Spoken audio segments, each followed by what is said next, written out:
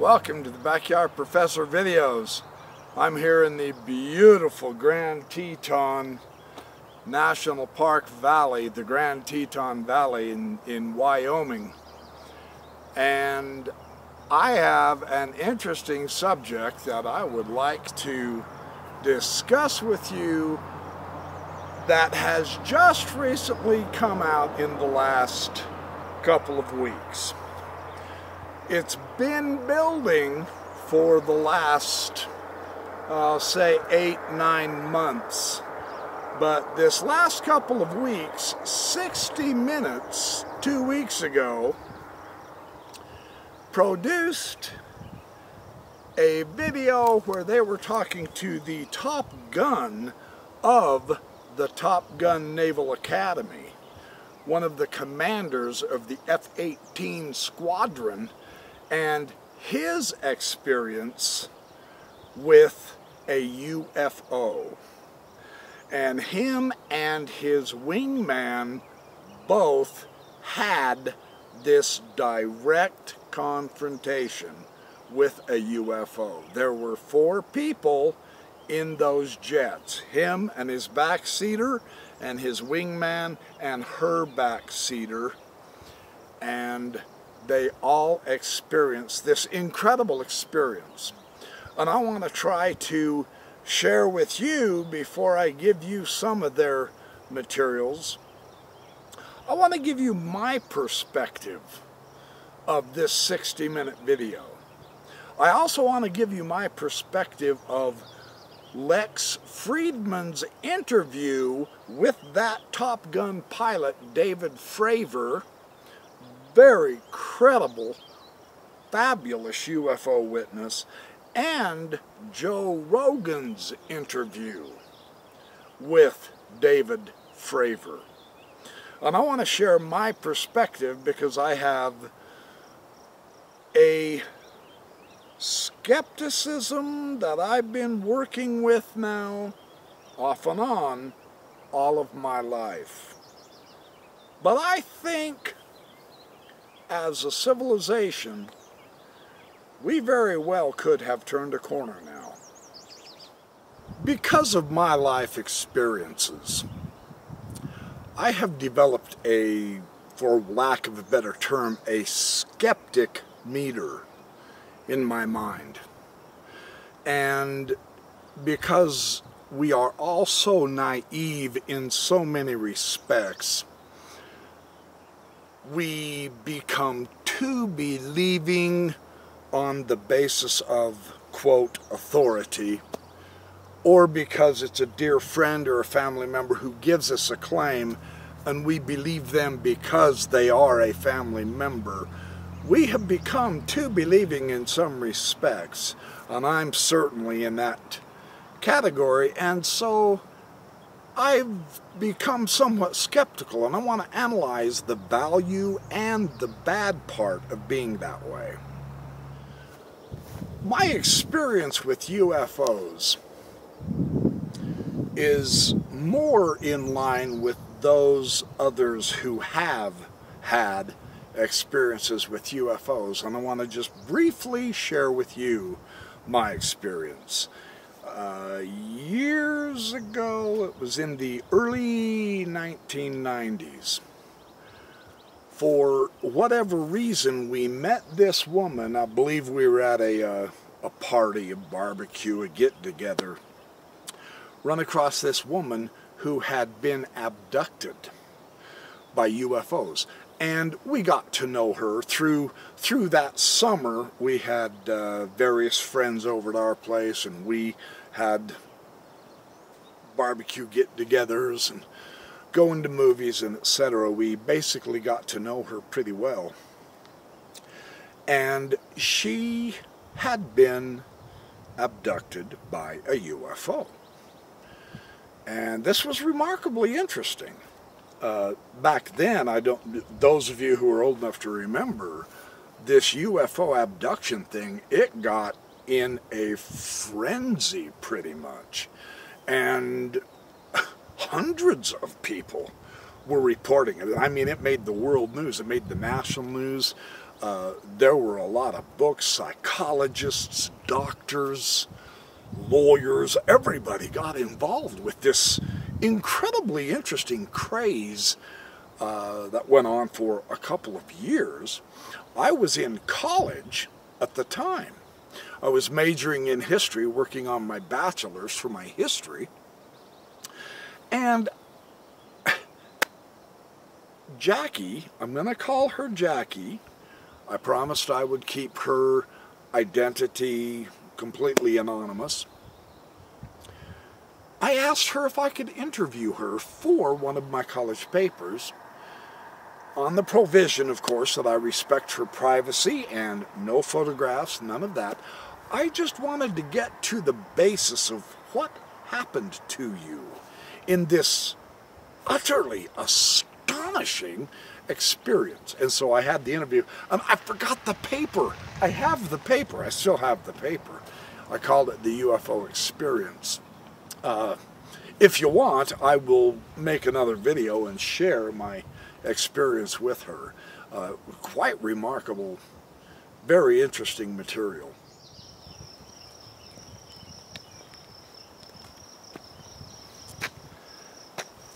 Jackie's experience with the Greys, as she called them, after she was abducted, was a horrifying one.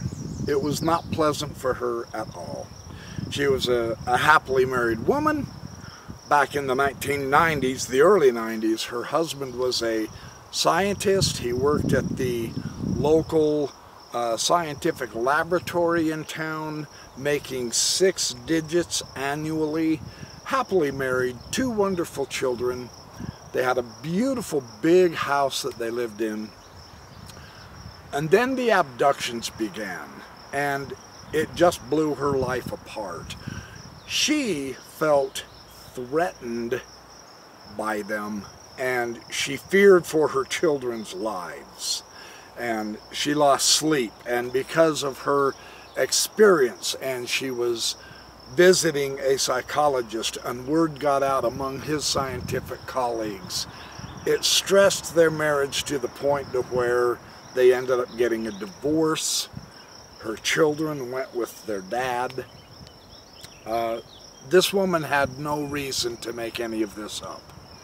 And I was able to interview her and ask her about her experience, about her feelings. I tried to be very sensitive to her situation. It had happened to her a few years previously, and so I got a C on the paper. It wasn't the most magnificent paper, but the professor told me that that was a remarkably interesting paper. The reason I didn't get a better grade, which was irrelevant to me, I was in it for the experience, is simply because I was so new. That was when I first began writing papers, and I did a lot of things wrong. So, but her experience was not a good one. So this is one run-in with the UFOs that I've had from someone directly who had been abducted. Now, another experience I had was when my wife and I were in Las Vegas and I believe it was about a year and a half after this. We attended a lecture by the American astronaut Edgar Mitchell at the local Unitarian church.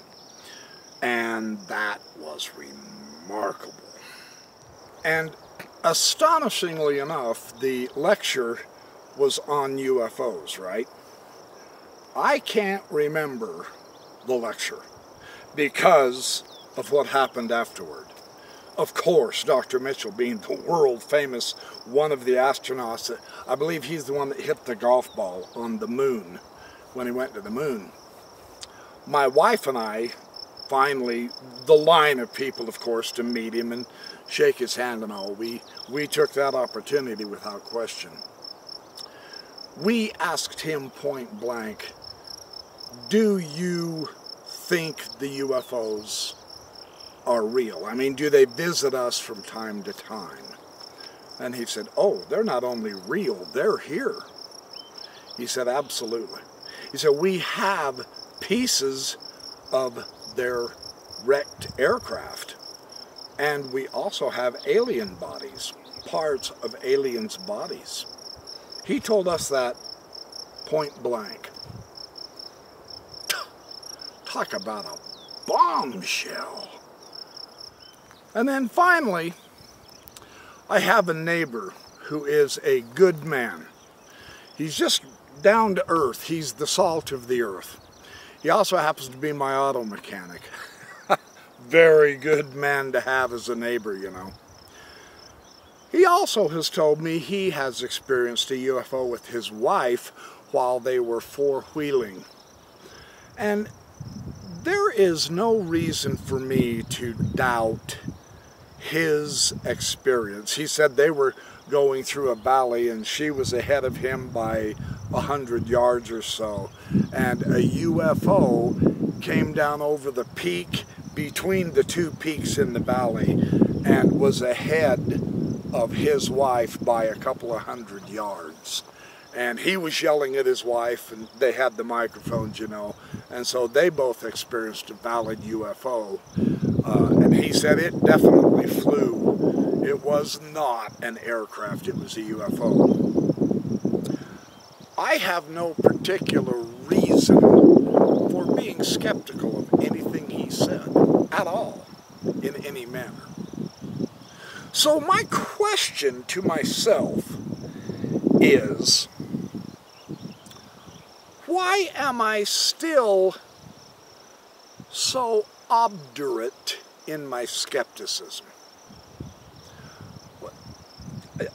I've actually talked to a UFO abductee.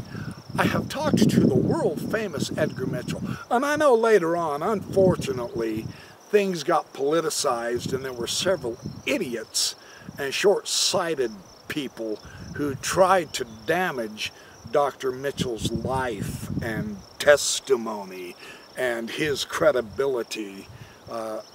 And he took the high ground. He did not get involved in the muck and the stupidity and the politicizing.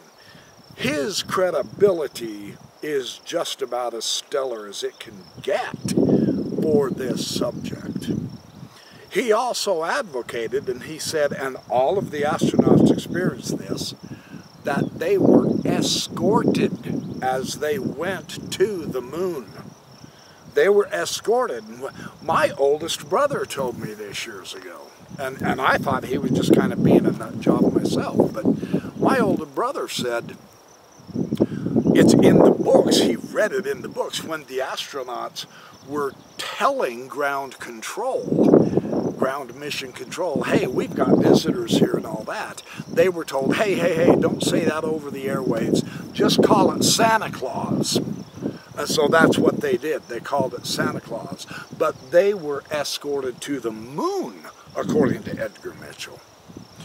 So what is it about, and this is my psychology, this is just based on my life experience of having felt like I was deceived in religion for so long and being too much of a naivete, accepting, believing person with claims being made, right? So that kind of makes you leery, and I've probably gone off onto the other extreme of the pendulum to really serious skepticism on some types of claims.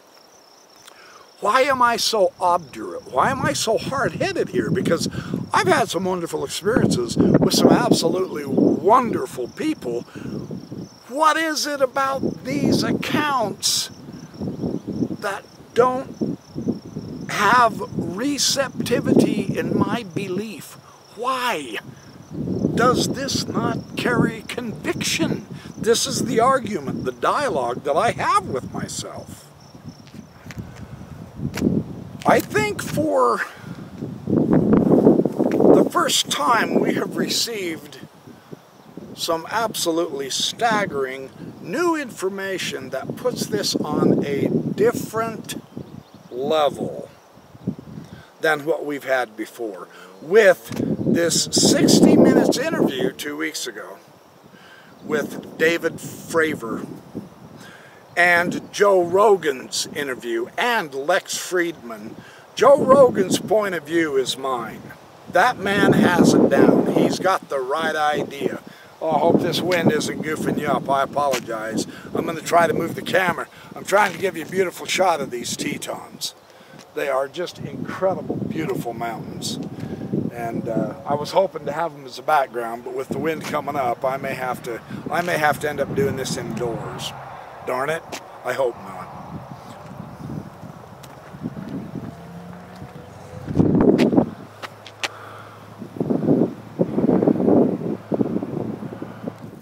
Okay, I moved inside. It was getting too windy. There's nothing worse than a wind-filled video. And I've written down a little bit of my information. The interviews with David Fravor are really good. The 60-minute interview, just 2 weeks ago. You can just Google it. 60 minutes UFO video.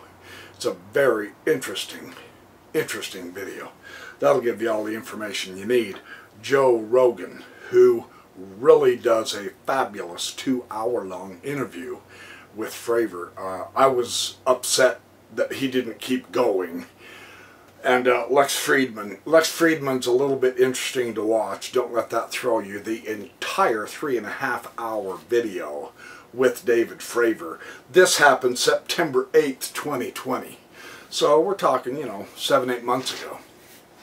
And I think it was this that began the process of getting this new UFO information out that Fravor experienced. And I want to just highlight 2 themes of Fravor that caught my eye. Now, oh, and interestingly enough, there is a Kevin Knuth.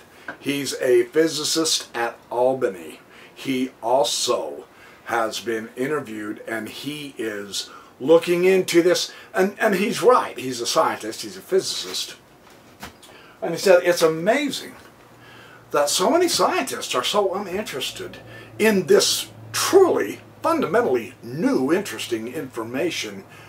New in this sense that we are finally getting something to sink our teeth into. And so this is worth looking at. Now, I've been studying Bayes' theorem in probability for the last little while. Kevin Knuth has a very excellent article on Bayes' theorem and the way to help use Bayes' theorem to test various different theories, claims, what have you. You don't have to work through the mathematics. At this point, what I have found particularly valuable for me is how Bayes helps me ask better questions. I love that about Bayes. Let's take this UFO idea. And, you know, Rogan is so right. This is such an easy subject to mock. And that accomplishes nothing. You know, but then there's so many crankcases and nut jobs who invent information. David Fravor's interviews are really important to watch because there are so many people who have ad-libbed extra information, and Fravor puts the kibosh on that. He tells you the straight skinny of what happened, but there's no reason to sensationalize this. I'm with Rogan 100%. Well, Fridman too. I'm with him 100%. Knock it off. You nut jobs and crankcases that want to make this even more spectacular, you're not helping. It's best you sit down and shut up. It's that simple. For the die-hard skeptics, you're kind of on the other end of the pendulum. This could very well be worth looking into. Here's how I see it with my Bayesian thinking. And I've been approaching this with many other claims that either you yourself make or have some of your beliefs, or if you've heard someone else bring something towards you, you can say, okay, rather than asking, is this true or is this false? That can only get you so far. There is a much better way to ask the question.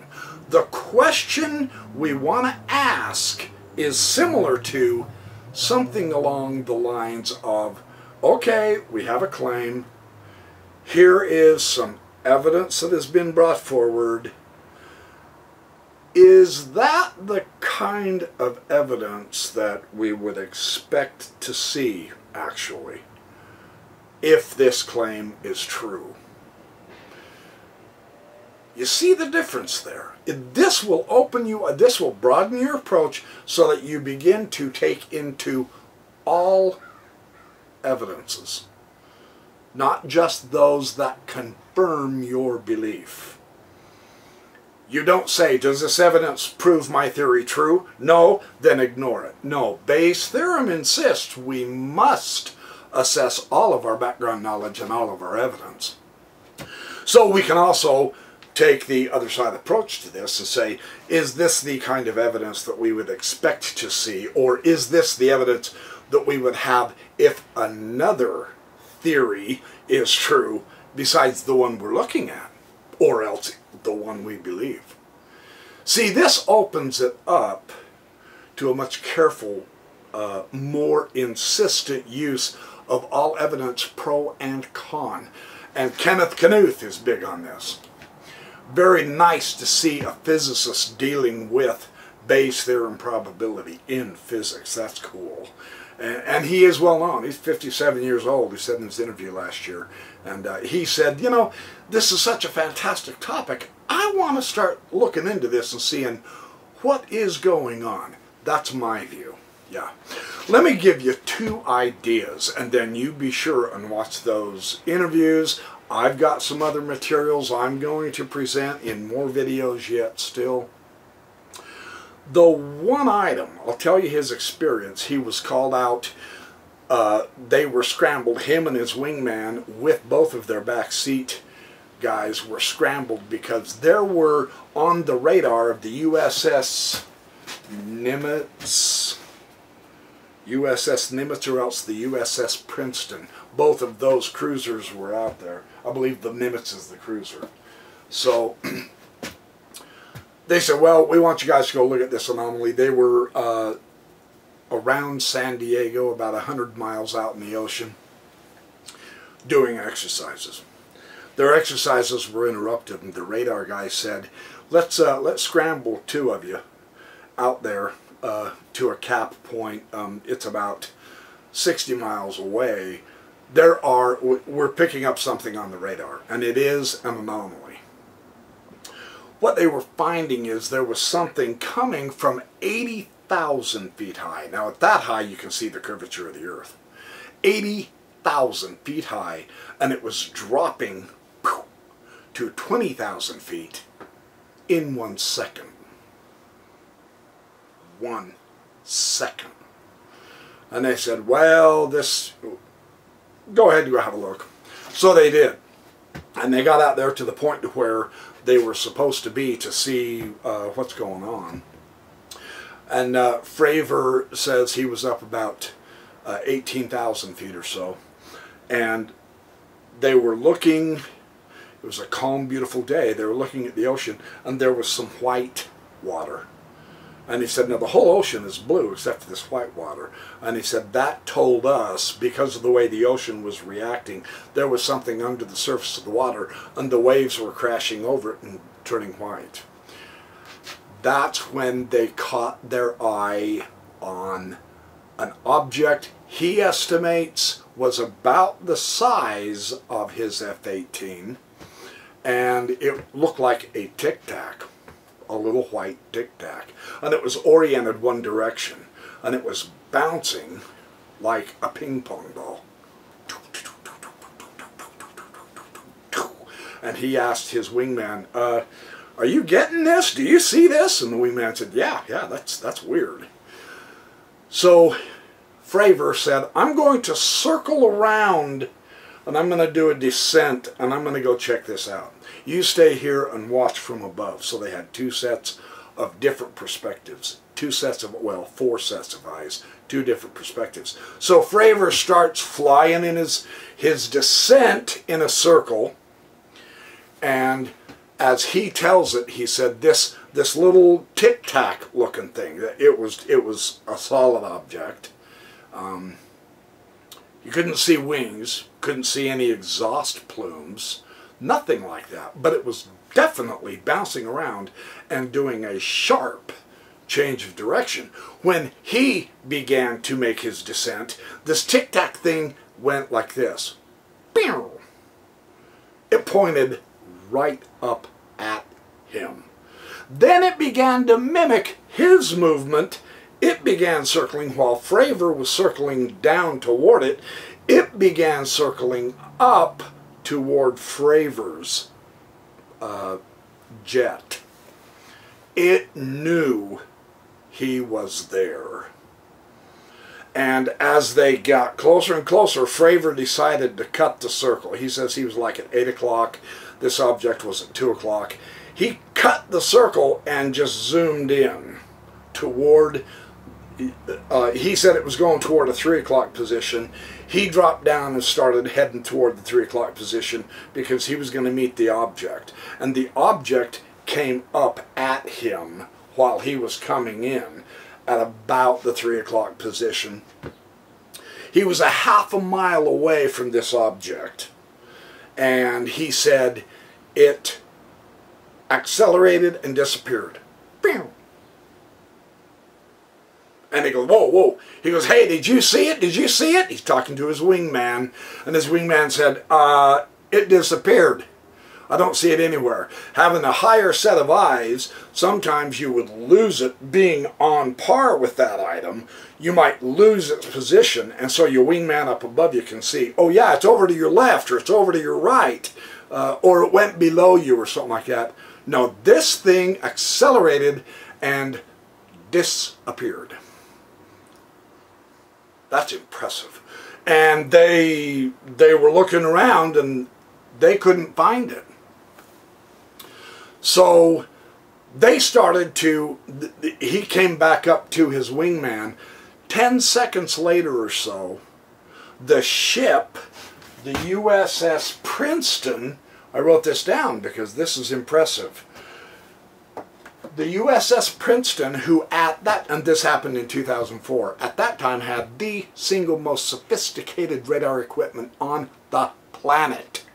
These guys were flying the brand new F-18s that had the most sophisticated power in the world. They were flying them.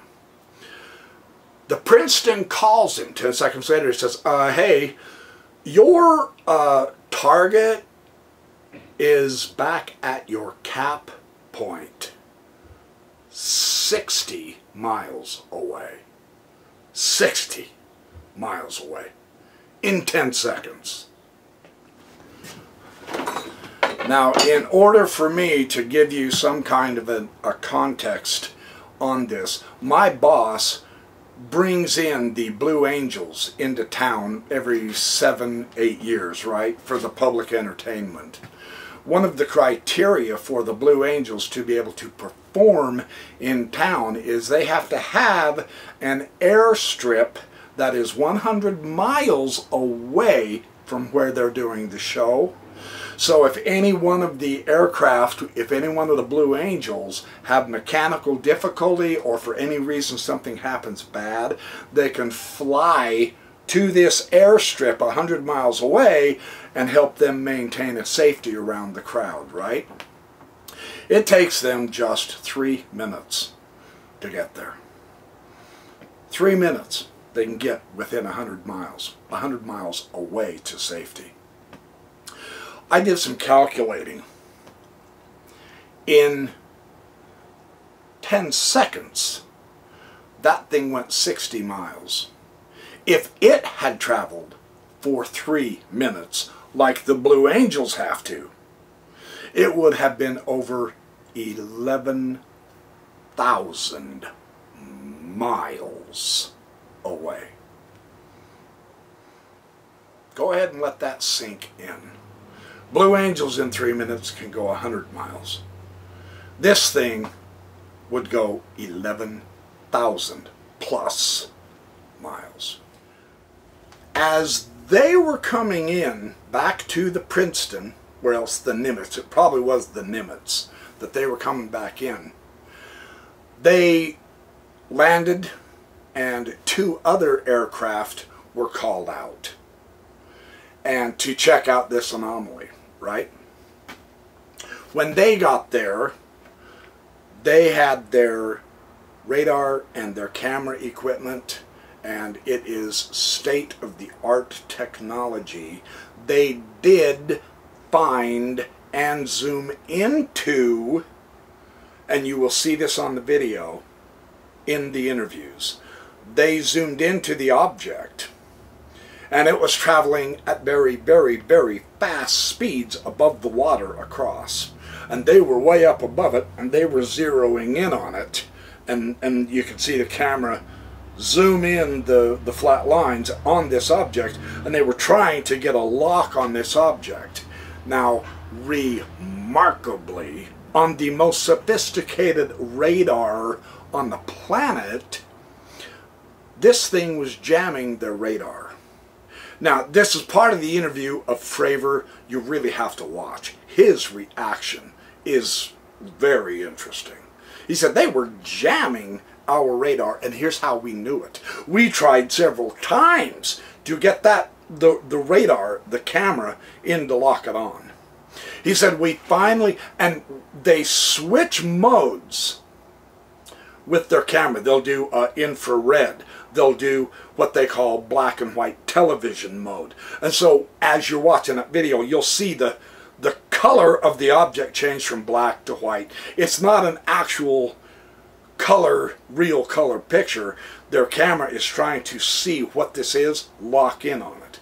The second they lock in on this thing, it simply bing, darts completely out of the radar.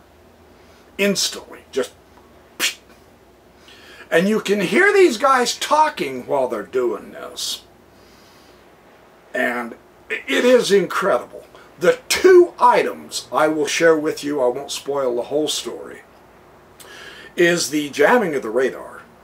They knew they were being targeted by radar. That's an act of war, just so you understand how serious this is. That was an act of war. This thing was jamming the radars. And the second thing I want you to know is the way that tic-tac changed direction and mimicked the pilot up to him, pew, and in 10 seconds was 65 miles away. With our Bayesian type of thinking, for the first time, I now grasp why, even with my incredible and wonderful experiences of interviewing an abductee, a UFO abductee, genuine, and she wasn't out for fame. She didn't run off to the TV stations, to Oprah and all that. She made no money. It cost her everything she had. She had no reason to maintain this story if you think she's going to seek after money and fame and glitz and glitter and glamour. No, this was a horror to her. And then my experience with Edgar Mitchell, one-on-one, face-to-face, him directly telling me, and my neighbor directly telling me about his UFO experience, compared to this new evidence. The difference is the others, as incredible as they are, and validating to a point, yeah, truly. But my skepticism, you know, I need to know. I want to know. No Mickey Mousing around anymore. No more stupidity here. I want to know. The reason that those don't have stick-to-itiveness is because it is their experience. As either horrifying, magnificent, or just rather matter-of-factly, their experience doesn't translate to me. I guess that's the difference. With the impeccable credentials, and seriously, you have the top gunner of the Top Gun graduate program in the most sophisticated air jet in existence, with the most sophisticated cameras and radar. This takes it to a whole new level, because we get to see what they saw. It's excellent camera. This is the kind of evidence I've been telling people through the years. Come on, give me something, will you? Come on. Yeah, a still photograph that's fuzzy and it's so far away it looks like a pinpoint. Meh, doesn't do a lot for me. This is an entirely new category. This is a whole new level, which is really exciting. What I'm seeing here could be, for the first time, my skepticism meter has moved now, right? From a die-hard skeptic, I see enough of the kind of evidence that really should be there based on our technological capability, and it did capture it, and based on the credibility of the witness. And I'm not disparaging the credibility of anyone else, but David Fravor, come on, it doesn't get better than this. He was the one flying the most sophisticated machine, and they captured it, man. Oh, this is really good. It's moved my skepticism to the point of where I'm willing to say, let's take more of a look. Yeah, I'm willing to look into this. We are beginning potentially, now potentially, you don't have to just jump all the way off to, oh, yeah, glory be, I believe. No, come on, there's no reason for any of that noise. We want the signal, not the noise. You know, everybody's adding a lot of noise.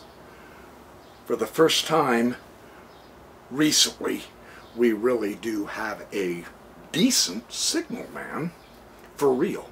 We might be beginning to see the beginning of the footprints of Carl Sagan's invisible dragon in the garage.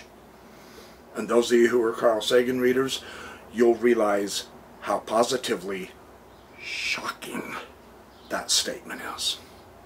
And believe me, no one's more shocked than I am. This is shocking evidence. So what do we do with this, man? We have an adjustment to make, because this is really good. No joke, this is really good. This is good enough. I'm going to take a bit of a closer look into it. So is Kenneth Knuth. So are a lot of other people. But there's even better news on the horizon, which is remarkably interesting. And I'm going to get my information again, because I want to make sure I get this right too. And the military personnel are not calling these UFOs anymore. They're calling them UAPs, unidentified aerial phenomenon, right?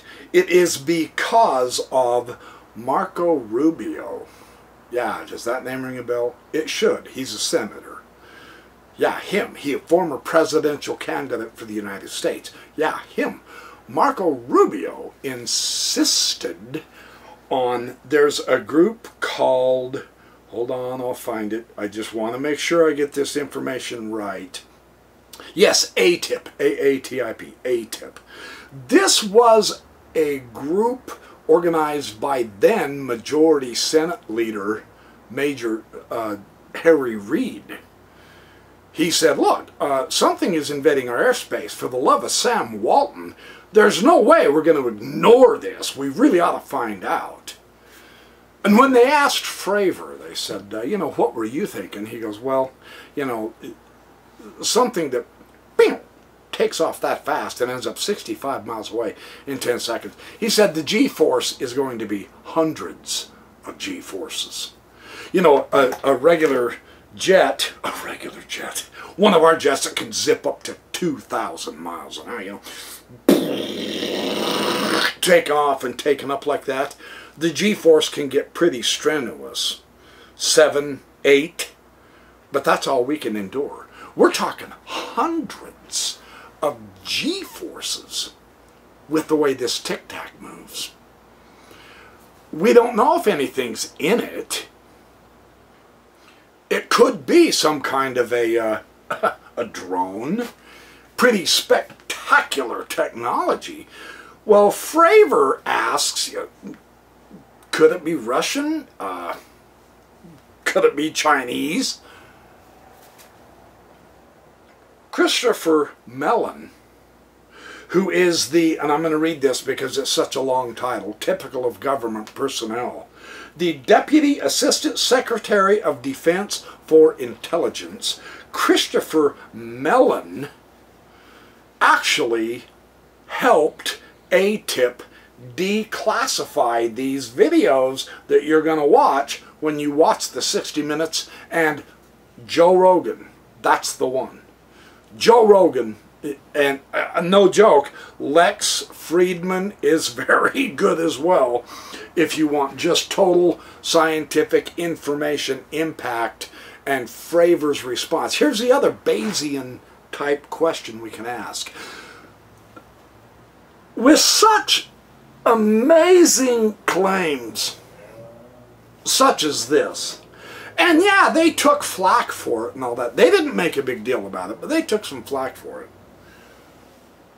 We look at their reaction. What about the pilots? How did they react? How do they react? Is that going to be the reaction of a hoaxer, a charlatan, a fake? Is this guy now trying to seek fame and fortune and money? He's turned down hundreds of interviews already.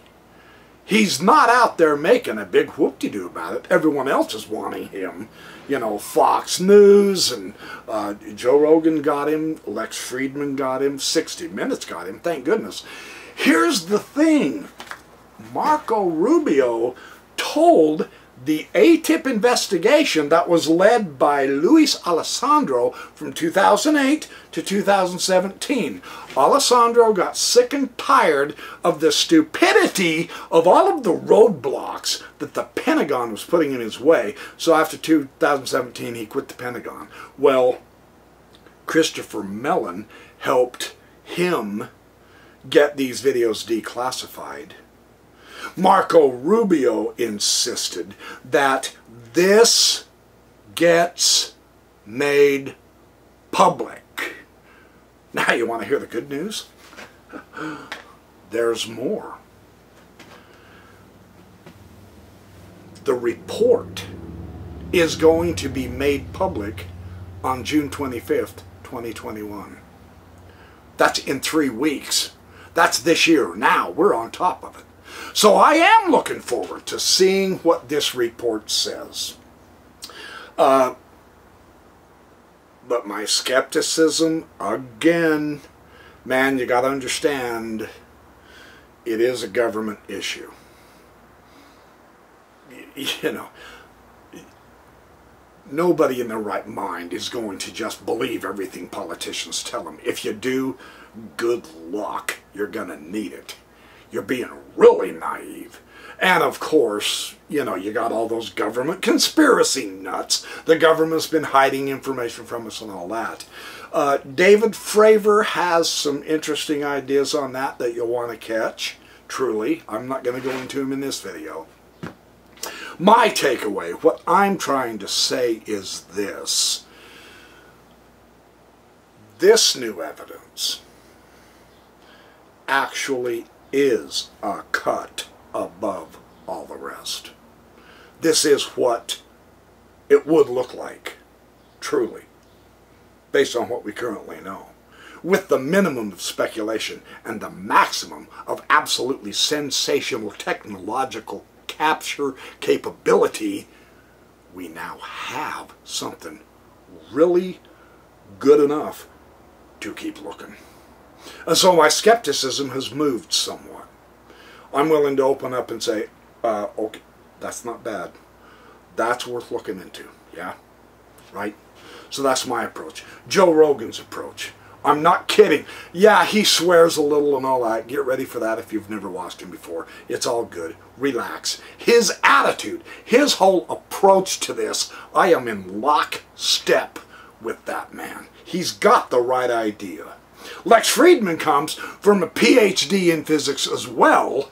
The interviewer, his approach is really good. So we need to adjust. And this is what Bayes' thinking does for us. As new evidence comes in, we adjust our levels of belief and skepticism based upon what we know. And realizing in the future we're going to learn more, right? So don't get diehard stuck on being totally skeptical no matter what. That actually doesn't serve you well. Don't be a firm believer no matter what. That really doesn't serve you very well. Flexibility is called for because of our human fallibility, but of course, but that has to be said, right? Truly. So I'm saying it. And make no mistake about it, this is as wild for me. I never expected this with this kind of caliber. I was always just someday hoping. Part of it, as Fravor demonstrates, is because our technology has finally caught up. Our technology has become good enough. Look, Michio Kaku, the great physicist, the popularizer, the modern Carl Sagan, if you will, don't discount that just because he writes popularizer books. The man is incredibly, insanely intelligent. He was on a recent interview that I just watched this last week where he is describing, because we have caught up technologically, human civilization has forever, from day one, constantly underestimated the size of the cosmos. We have always been too small-minded. Our imagination has always been lacking. Now, for the last, 20, 30 years with that fabulous space telescope, we are now aware of the positively mind-boggling information that there are hundreds of billions of stars and planets in a galaxy. And there are trillions of galaxies. And this is only in our light cone. This is just as far as we can see, right out to the edge of how far light has traveled. We have no idea what's beyond that. We can't say there's nothing there. We just don't know. We can't see it all in one glorious whole because of our fallibility, of course.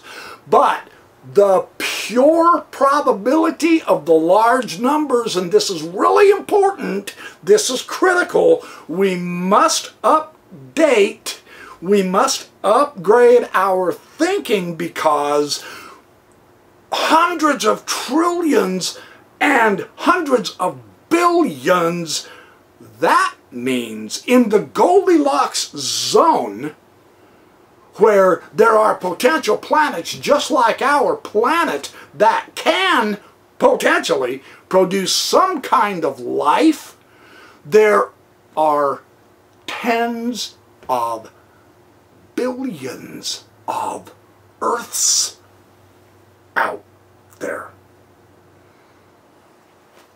Now, when we say life, we don't mean like human shape and humanoid. That's unique to this planet. We don't know what kind of life. But Michio Kaku says it's absolutely, positively, ridiculously insane to now insist that we're the only one.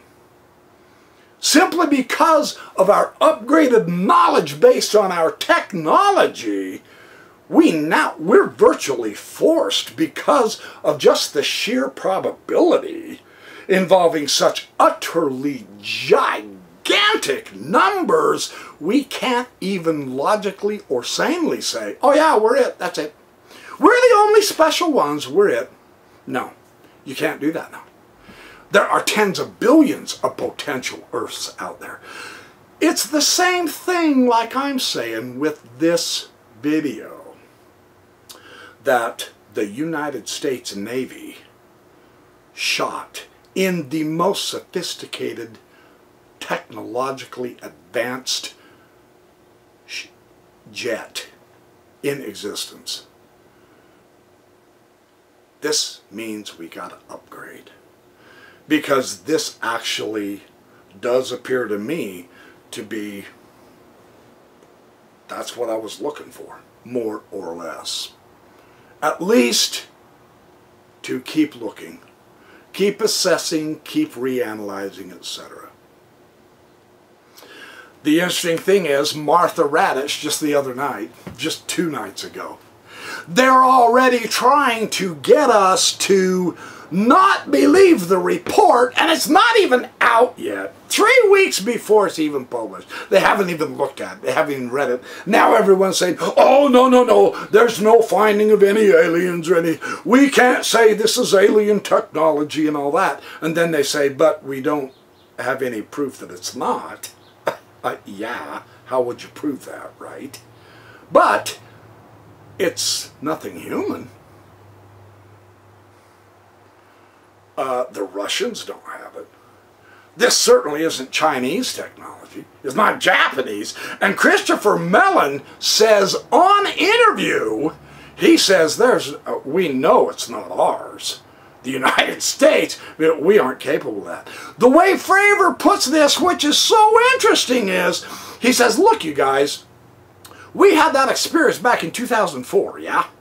So we're at what? And when he did this interview, it was like 2019. Now it's 2021. He said, look, we've had, what, 15, 16 years now, and none of this has ever shown up at all. This, if it is possible that this is actual real stuff, real technology and all, we could use it to better mankind unbelievably. I mean, this might be some kind of a technology that really can get us to the stars. And of course, there's various types of speculation creating its own gravity field so that gravity doesn't affect it, etc. My stupid battery pack went dead. What was I lying about?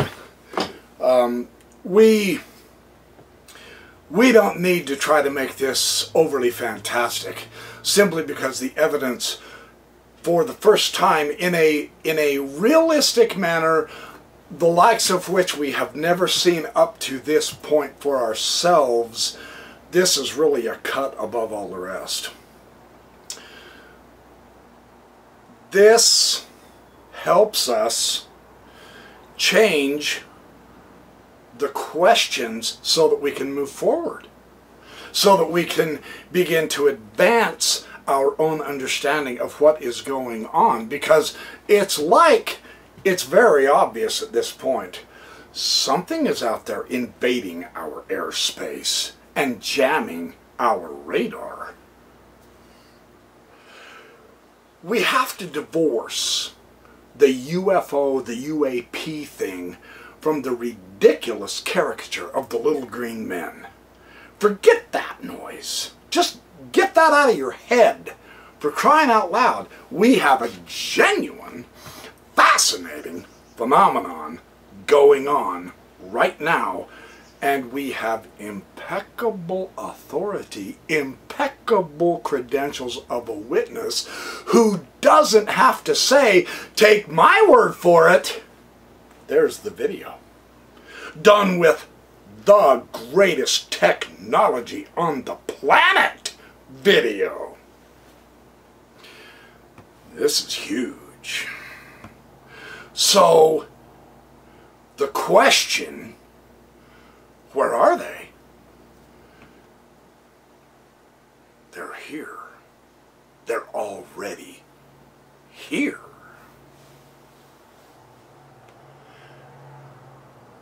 We have to ask the question now, instead, what do they want?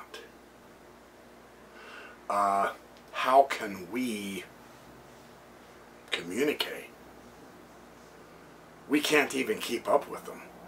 They run circles around us, quite frankly, literally, all the time. So, but they haven't tried to kill anybody that we're aware of.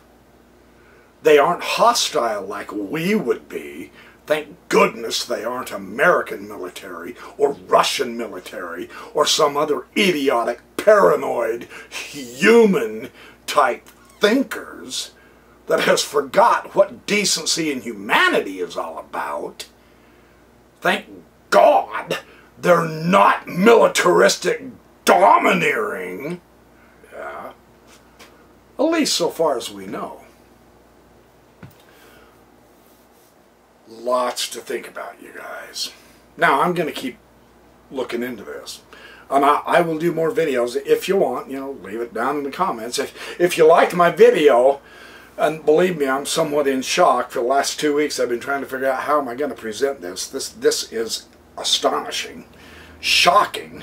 If it doesn't shock you, you're not getting the full implications. You really got to go watch those cotton-picking interviews. I'm not kidding.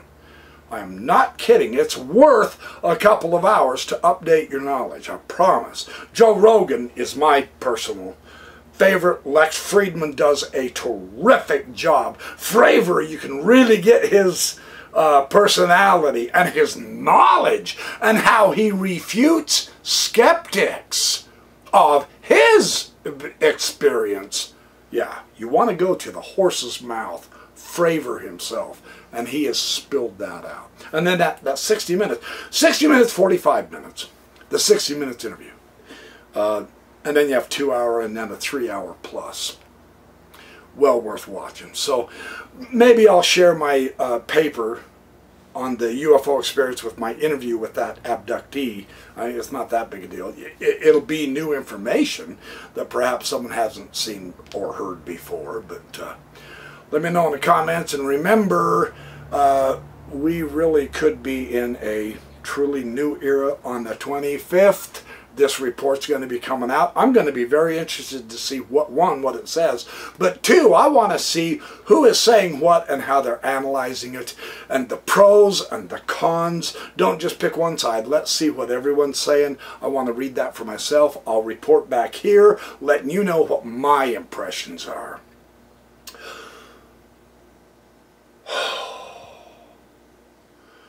What an incredible time we live in.